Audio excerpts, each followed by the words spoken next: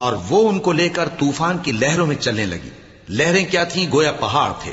اس وقت نوح نے اپنے بیٹے کو جو کشتی سے الگ تھا پکارا کہ بیٹا ہمارے ساتھ سوار ہو جا اور کافروں میں شامل نہ ہو۔ اس نے کہا کہ میں ابھی پہاڑ سے جا لگوں گا، وہ مجھے پانی سے بچا لے گا۔ فرمایا کہ آج اللہ کے عذاب سے کوئی بچانے والا نہیں اور نہ کوئی بچ سکتا ہے مگر وہی جس پر اللہ رحم کرے۔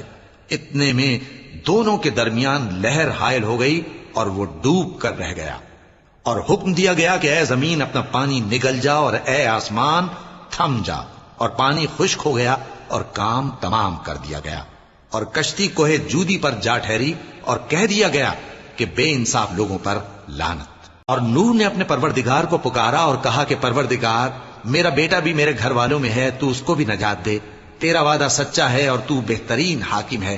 اللہ نے فرمایا کہ اے نوح، وہ تیرے گھر والوں میں نہیں ہے، وہ تو سراسر بد عمل ہے، تو جس چیز کی تم کو حقیقت معلوم نہیں اس کے بارے میں مجھ سے درخواست ہی نہ کرو، اور میں تم کو نصیحت کرتا ہوں کہ نادان نہ بنو۔ نوح نے کہا پروردگار، میں تجھ سے پناہ مانگتا ہوں کہ ایسی چیز کی تجھ سے درخواست کروں جس کی حقیقت مجھے معلوم نہیں، اور اگر تو مجھے نہیں بخشے گا اور مجھ پر رحم نہیں فرمائے گا تو میں تباہ ہو جاؤں گا۔